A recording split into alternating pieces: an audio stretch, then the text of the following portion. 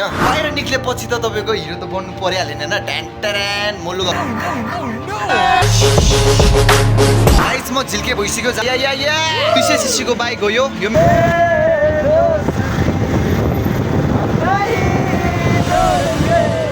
All right guys स्वागत छ तपाईले आजको मेरो न्यू भ्लगमा।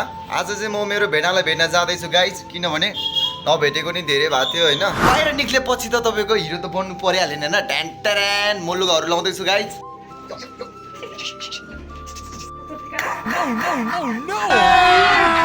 अभी मजा आएगा ना भिड़ो।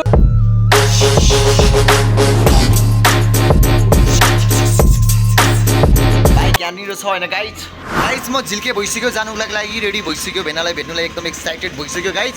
अब हामी जाँदैछौँ। यहाँनिर हुनुहुन्छ हाम्रो राइटर, उहाँसँगै जानुभयो भने त मैले पछाडि भ्लग बनाउन मलाई सजिलो हुन्छ गाइस। जाँदैछौँ हामी। चले एक काम कर 200 रुपए दे और 50 रुपए काट ओभर एक्टिंग के वजह। या विशेष सिसीको बाइक हो यो मेरो मुटु कलेजो पोक्छ आन्द्रा भुडी सब हो गाइस, किनकि मलाई यसको चाहिँ माया धेरै लाग्छ। I love you guys. हम बौद्ध में जा रहे, थोड़ा सा प्रार्थना करने के लिए हम बौद्ध में जा रहे हैं। उसके बाद जाएंगे जीजा जी को मिलने के लिए गाइस। थोड़ा सा आते हैं मुझे हिंदी, लेकिन मैं कोशिश कर रहा हूँ गाइस के सपोर्ट कीजिएगा, ठीक है गाइस। हम पहुँच गए हैं वहाँ पे। बौद्ध में पार्किंग करने के लिए जगह नहीं है ना, इसलिए हम यहाँ पे रखेंगे। यहाँ पे सपोर्ट करने के लिए बोल रहे हैं हमारा दीदी। तो कोई बात प्यारी समझ गई, बात नहीं करेंगे, थोड़ा सा सपोर्ट, कोई दिक्कत नहीं है गाइस। हमने दीदी से ये ले लिया है, इसका प्राइस से आपको 215 रुपीज़। ये लगाएगा तो आपको दांत ना मेरे जैसा चमक जाएगा। गजब बेइज्जती है। एक राउंड भइसकेको छ, अब बाँकी रहेको छ 2 राउंड गाइस।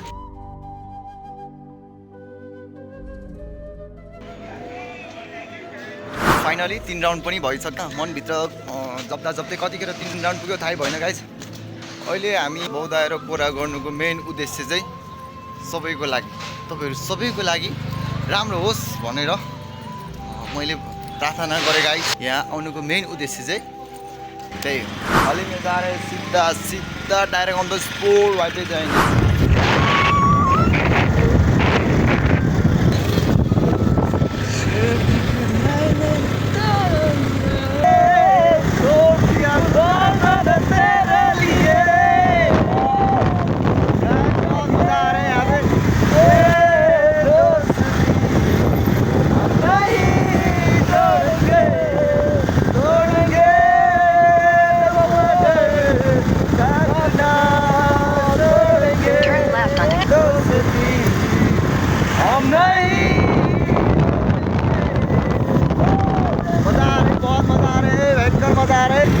और कुछ गाना गाएंगे क्या आप? Turn left, then turn left. In 200 meters,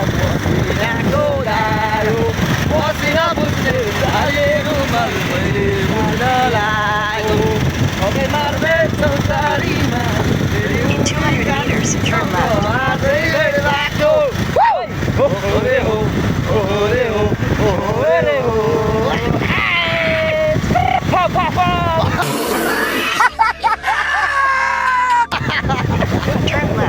guys finally हामीले होटल भेटिसकेको छ।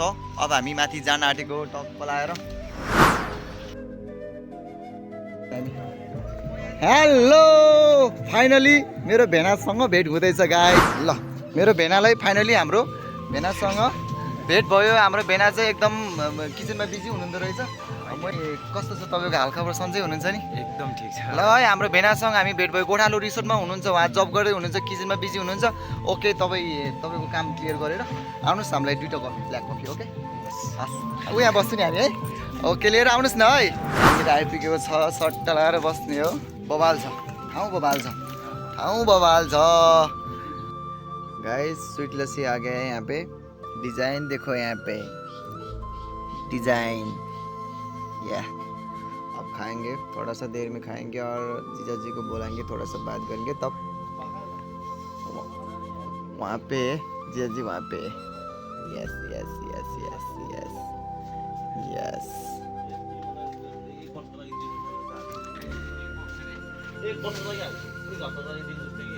अरे यहाँ पे आ रहे गाइस। ऑलराइट गाइस, यहाँ पे आ रहे जी। बैठिए जी, आप बैठिए, आपसे थोड़ा सा बात करेंगे और चली जाएंगे। नो कफी क्यान्सिल हान्यो अनि हामी कफी एकदम गर्मी लाग्यो न खाना त यही खाइङ्गे भेनाले भन्नुभयो म मोटाएछ यस म मोटाएको छु पहिला भेनासँग भेट्दाखेरि म 60 किलो थियो भने अहिले 70 किलो छु 10 केजी वेट बढेको छ मेरो अनि अलरेडी मोटाएछ त भनि नै हाल्छ गाइज हैन मोटाएको छ नि तपाईँ चाहिँ दुखाउनु भयो के हो म पहिलेदेखि यतिकै तपाईँको बाहिर देश जाने केही प्लान छ खोइ अहिलेसम्म त सोचेको छैन मैले नि यहाँ भन्नु त भन्छ दसैँसम्म मात्र काम गर्छु त्यसपछि गर्दिनँ दसैँ पछाडि के गर्ने सोच्नुहुन्छ अब हेरौँ विदेशै जानु पर्ला जस्तो छ यस यस यस म नि ट्राई गर्दैछु विदेश जानलाई गाइज काम गरेको 3 वर्ष भइसक्यो केही लाग्दैन तपाईँलाई यहाँ काम नेपालमा बसेर तपाईँसँग केही प्रफिट भइरहेको छैन सेभिङ केही भइरहेको छ भने विदेशको बेस्ट जस्तो लाग्छ मलाई तपाईँलाई कस्तो लाग्छ त्यही विदेशै जाने सोचिरहेको छैन पहिला त जाने मनै थिएन पहिला त जानु म विदेश जाँदै जाँदिनँ भन्नुहुन्थ्यो तपाईँले मलाई थाहा छ तर ठिक छ अब मलाई के लाग्थ्यो त्यतिखेर के लाग्दैन ल ठिक छ उहाँलाई अहिले लागेन पछि लाग्न सक्छ मुडै त हो मान्छेको होइन बिस्तारै बिस्तारै आफ्नो मुड चेन्ज परिवर्तन हुँदै जाने त हो अनि तपाईँको विदेश जाने भए दिदीले डिपेन्डेन्टमा तान्यो भने के गर्नुहुन्छ तपाईँ जानुहुन्छ कि उसले भन्न त भनिरहेको थियो मलाई डिपेन्डेन्टमा अस्ति खानु भन्यो अब हामी जानु मिल्दैन किनकि बे भइसकेको छ बे दर्तामा तपाईँ बुढा मेरो दिदी बुढी होइन तपाईँ दुईजना बुढाबुढी भइसकेको छ समाजको अगाडि कानुनको अगाडि तपाईँ दुईजना बुढाबुढी भइसकेको छ त्यही भएर हामीलाई लानु मिल्दैन तपाईँलाई नै हो लानु मिल्ने तपाईँको के छ विचार जानुहुन्छ कि अब सोच्दैछु जानु चाहिँ पर्छ भने यस अनि जानुभयो भने ठिकै छ दिदीको सपोर्टबाट अनि दिदीले कतिसम्म गर्न सक्नुहुन्छ त्यो दिदीले सपोर्ट गरिहाल्नुहुन्छ अलरेडी म पनि सहयोग गर्छु जति सक्छ त्यति आफ्नो हिसाबले अब त जानुपर्छ भनेर सोचिरहेको छु यस विदेश त जानुपर्छ म नि जाने हो एकलट हजुर विदेश त जाने हो विदेश जाने हो एकलट विदेश नगइकन चाहिँ हुँदैन नेपाल बसेर त काम छैन कि त त्यस्तै आफ्नै एउटा बिजनेस नेपालमा बसेर जस्तै इन्कम आइराख्ने इन्कम केही हुनु पऱ्यो नत्र भने चाहिँ अनि नेपालमै बसेर केही गर्न सक्यो भने गऱ्यो सक्यो नत्र विदेशको कोही बेस होइन त्यो पनि तपाईँले त युरोप कन्ट्रीमा महिनाको 2 लाख 2.5 लाख कमाउने ठाउँमा डिपेन्डेन्टमा तान्छु भने तपाईँ भाग्यमानी हो नि खासमा त हामीलाई तान्छु भने मान्छे छैन हो कि होइन म त होइन साथीको चाहिँ भाग्यमानी भनौँ सपोर्ट दिनु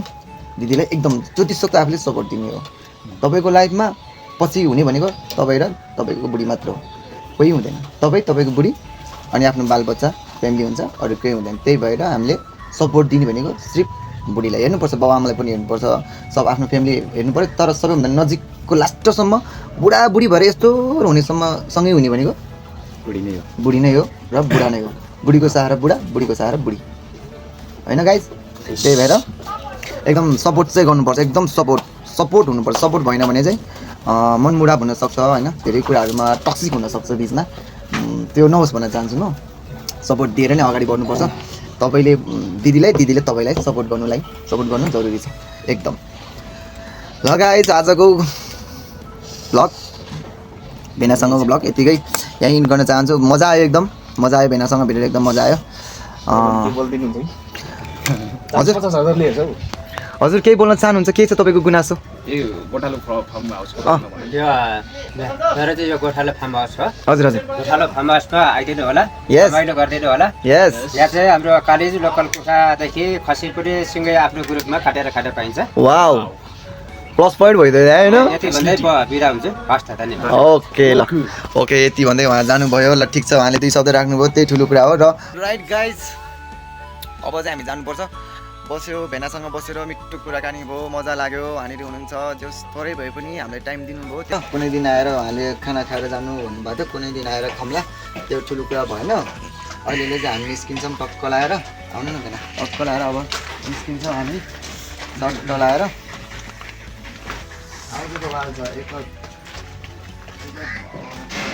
ल हामी निस्किन्छौँ टक्क लाएर तपाईँसँग धेरै दिन पछाडि भेटेँ त्यही ठुलो कुरा हो तपाईँसँग भेटेर एकदम खुसी लाग्यो ल ओके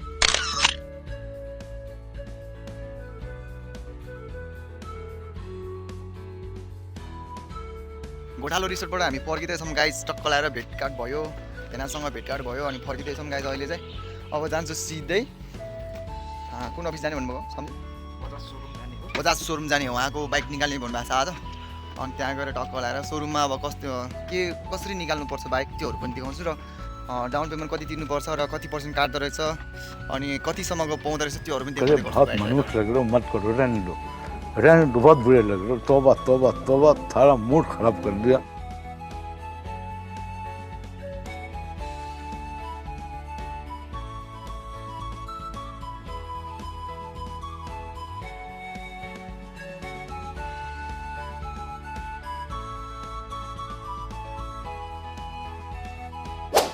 आजको भिडियो मेरो यहीँनिर समाप्त हुनेछ गाइज। अर्को भिडियोको लागि बेल आइकन दबाउनुहोस्, सब्सक्राइब गर्नुहोस्। योभन्दा बबाल भ्लग आउँछ तपाईँको एकदम रमाइलो एकदम रोमान्टिक भिडियोहरू लिएर आउनेछु गाइज म।